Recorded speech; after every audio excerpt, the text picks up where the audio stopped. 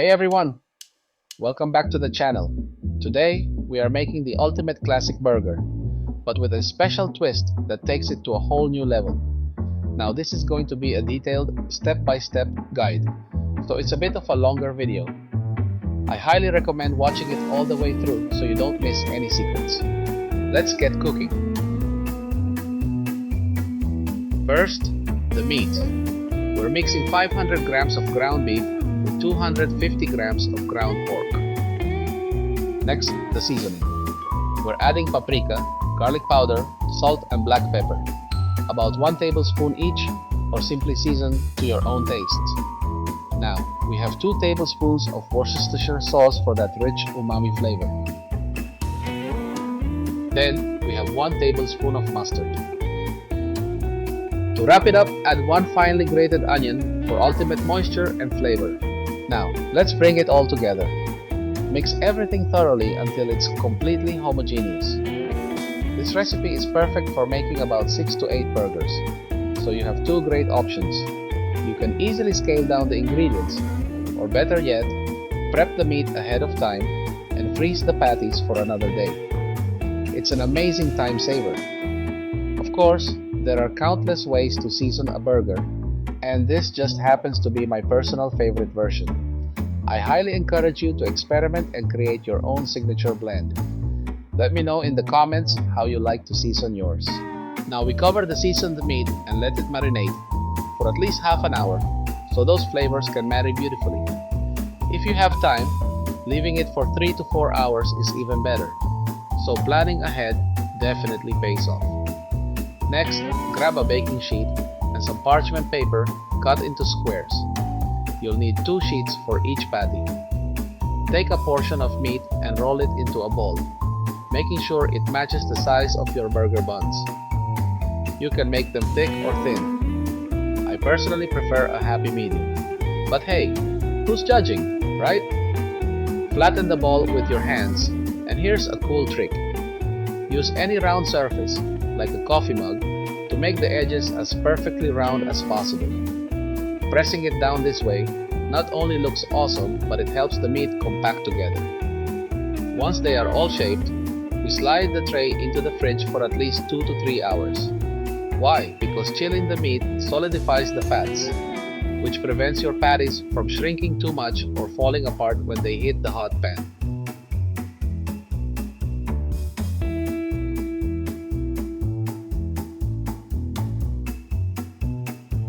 Look at how beautiful these patties look. Just wait until you see how they turn.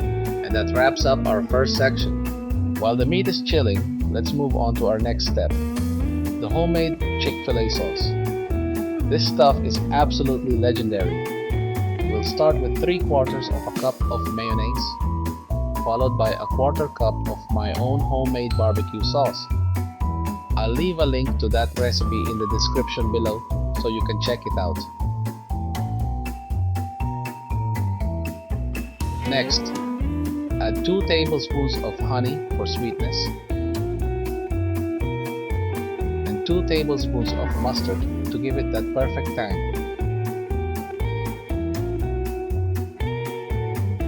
Now let's pour all those ingredients into a bowl and start mixing them together with a spoon.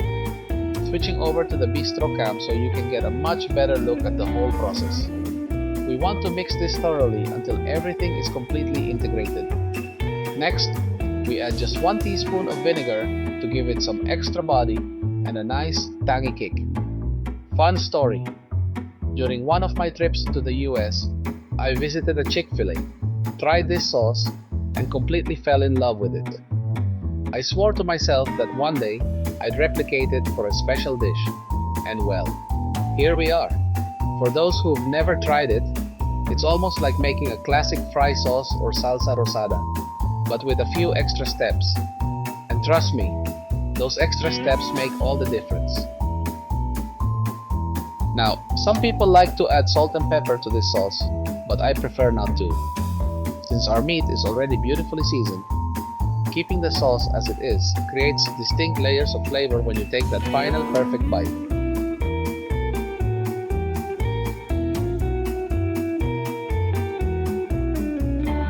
Moving on to our fresh ingredients for the mise en place. We'll start with the lettuce.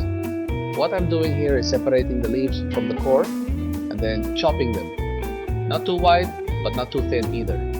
Personally, I like to discard the core entirely because it makes assembling the burger so much easier later on. But hey, if you want to keep it, go right ahead. Next, let's slice the tomatoes. I'm using relatively small tomatoes today, but if you can find larger ones where you live, that's absolutely perfect. Finally, we are slicing the red onion into thick rounds. Notice that I'm keeping the rings together instead of separating them. We're going to cook these whole, and you'll see exactly why in just a little bit.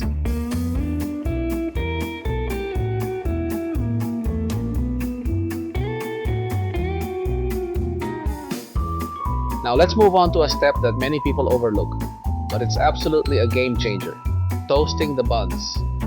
Today, I have a couple of classic sesame seed burger buns, already neatly sliced right down the middle. We're going to toast them in a hot skillet over medium heat, but be careful not to overdo it. We just want a beautiful light golden crust.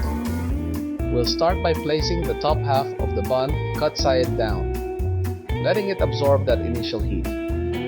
While that side is toasting to perfection, we'll gently spread a little bit of butter on the very top, the sesame seed side. Then, we flip it over and let it toast for just a few seconds. Once it looks perfect, remove it from the heat and repeat the exact same process with the bottom halves of the buns. After taking them out, make sure to cover them up so they stay incredibly soft, warm, and pillowy.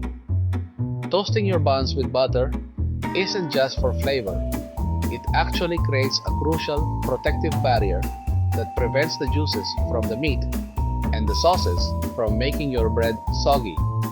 By the way, if you're enjoying this step-by-step recipe so far, please take a quick second to hit that like button, subscribe to the channel, and turn on the notification bell. It really helps the channel grow, and you won't miss any of my upcoming culinary secrets.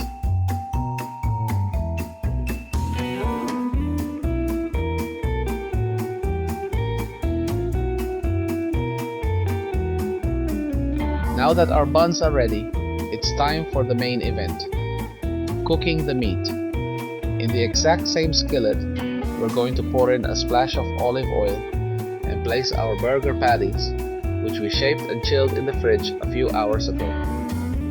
Once we get a beautiful sear and flip it over, we're going to add a small pat of butter right on top of the meat, followed by a pinch of fresh cracked black pepper and a tiny touch of salt. Now, you might wonder, why are we adding seasoning on top if the meat is already seasoned inside?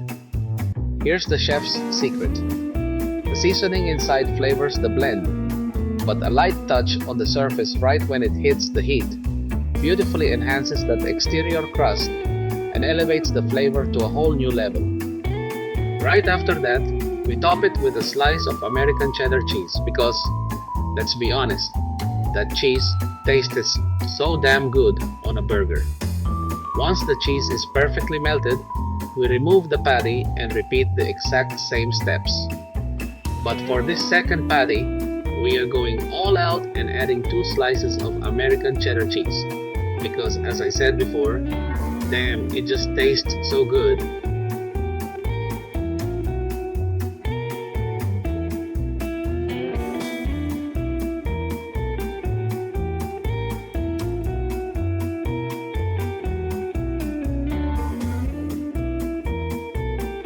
We've made it to the penultimate segment, searing the onions.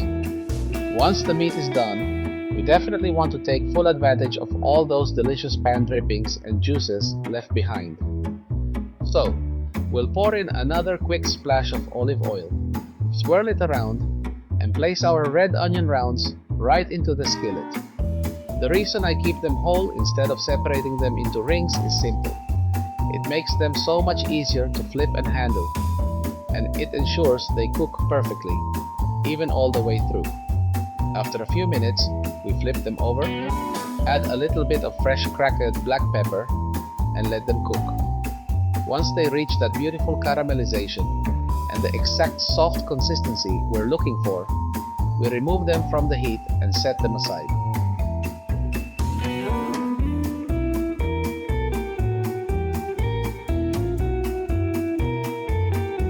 Look at how beautiful these onions look while they're cooking. The aroma in here is absolutely spectacular. And now comes the most fun part of all, assembling our burger.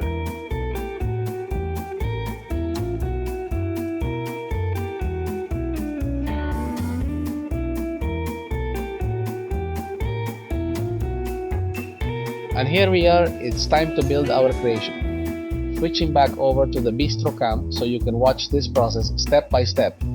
First, we lay down our perfectly toasted buns. Next goes a layer of that incredible homemade Chick-fil-A sauce we prepared earlier.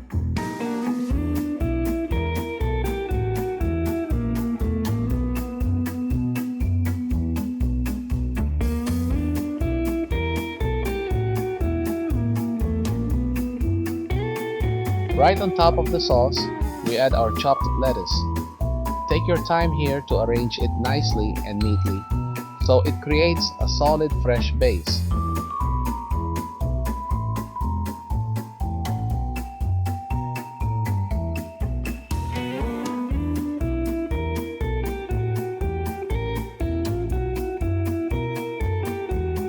Then comes the star of the show, that juicy burger patty with the perfectly melted cheddar cheese draped all over it.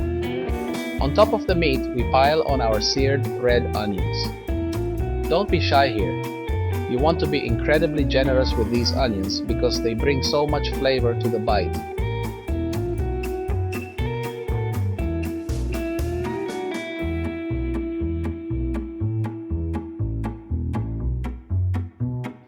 Next, we lay down our fresh tomato slices.